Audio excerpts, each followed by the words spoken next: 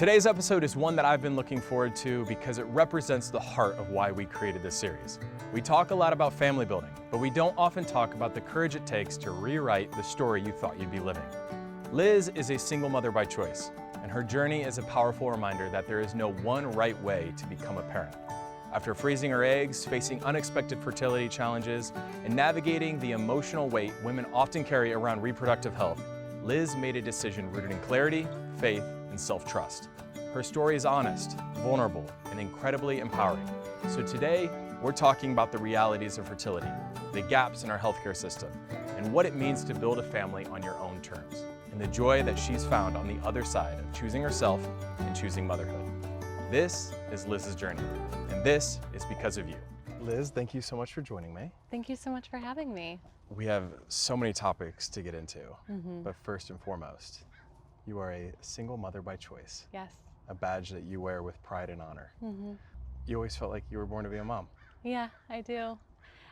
From a young age, I knew that I wanted to have a house filled with love and laughter. And, my parents divorced when I was really young, and it was just always my dream to have a family of my own and to be able to give and share love. Yeah. And it's a decision you didn't make lightly by any means. No. It took years and years, and your fertility journey actually came into play somewhat of a factor into your choice? Absolutely, yeah. So my fertility journey was a bit more difficult than I was expecting, and it was many years in the making. I was 34 years old the first time I went to freeze my eggs. I had just gotten out of a relationship that I thought we were in it to win it. I thought we were going to have children. And it just ended up not going in that direction. And so a friend had encouraged me to go ahead and freeze my eggs. And at that point, I was thinking, this is sort of like an insurance policy. I'll go freeze my eggs, and when the right person comes along, then we'll use them together. So I was always hopeful that I would have a partner. Yeah. And it was a difficult decision to get to the point of deciding that I was willing and courageous enough to move forward to do it solo.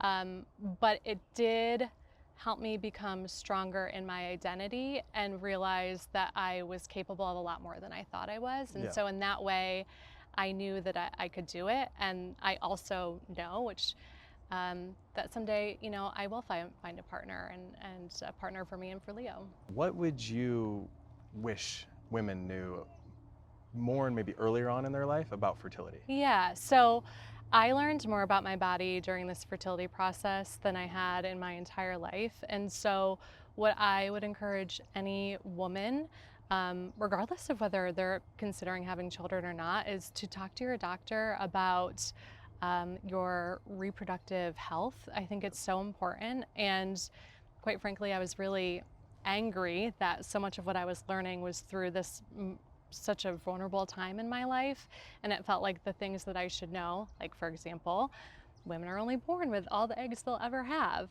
like that those things should really be well understood by women much earlier in their life so that they can make better decisions about their parenthood journey. And I couldn't agree with you more in the fact that I would say the same to men. Absolutely, and I think it's just important to have that information going into this type of journey so that you're not processing everything all at once, and instead you can really make informed decisions about your life. And not only processing everything, but the pressure that not only is put on women, but that women feel during this process. How heavy did that pressure feel for you? In the beginning, it felt extremely heavy. As I shared with you, I only got 2 eggs on my first round of egg retrieval, and I had never felt more. It was completely devastating. And if you think about, these are the things that make us biologically women. When you think they're not working the way that they are, it's an identity crisis and a spiritual crisis, quite frankly. What is one thing that you wish people would stop saying about single mothers by choice? Well, there are many things, but we have time.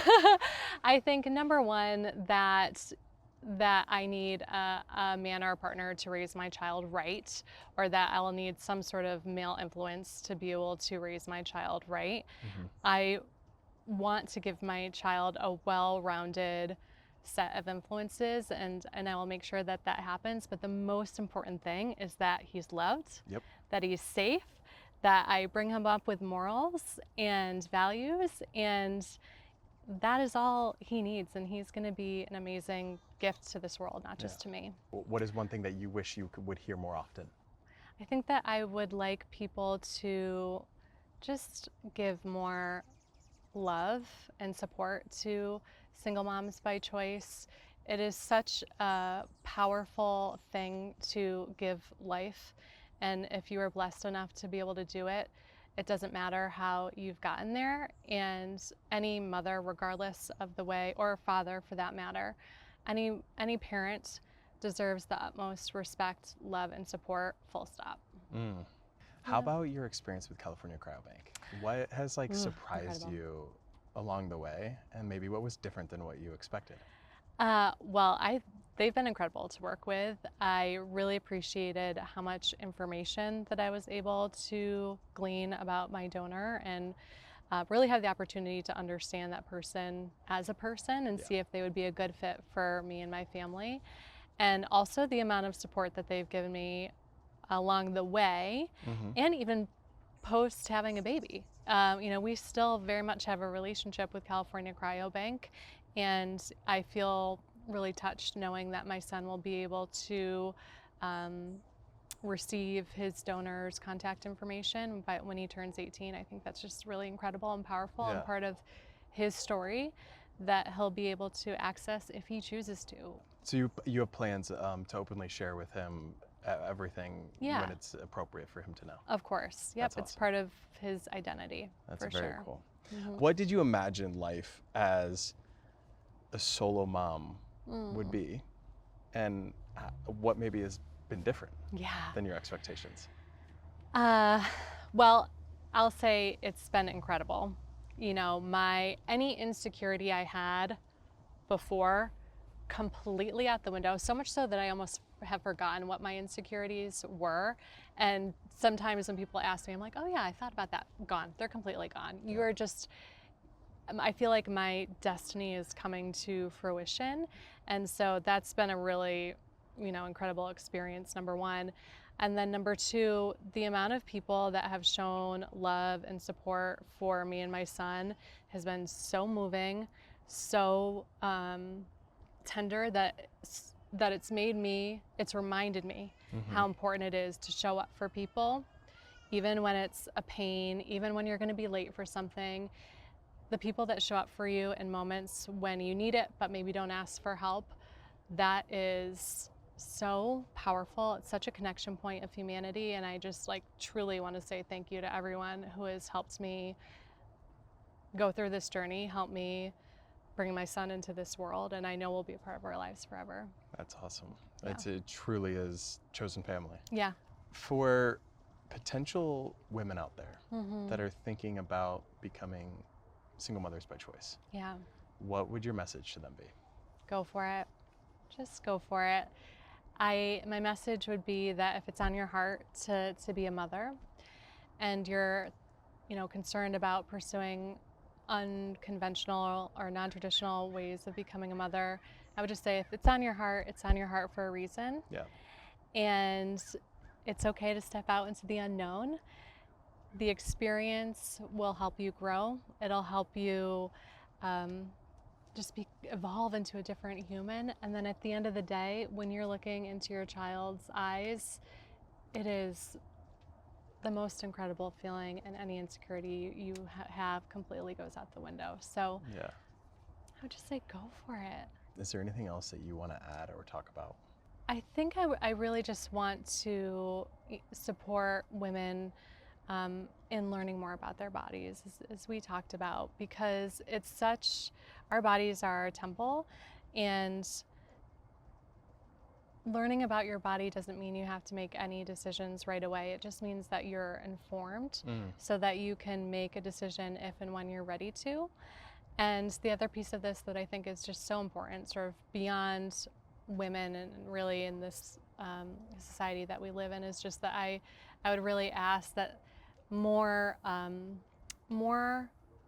options are available to people as part of our annual wellness exams, for example, you know, testing our hormone levels and having a real understanding of our reproductive health, I think should be standard, not the exception. And Yeah. so that's I just think so critically important. Liz, thank you so much for joining me. It was an honor to sit here to hear more about your story.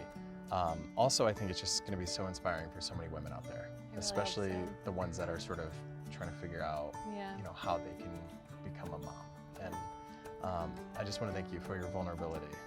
And you have the cutest family. Oh, I had the thank honor you of so- meeting him. So Thank you so much.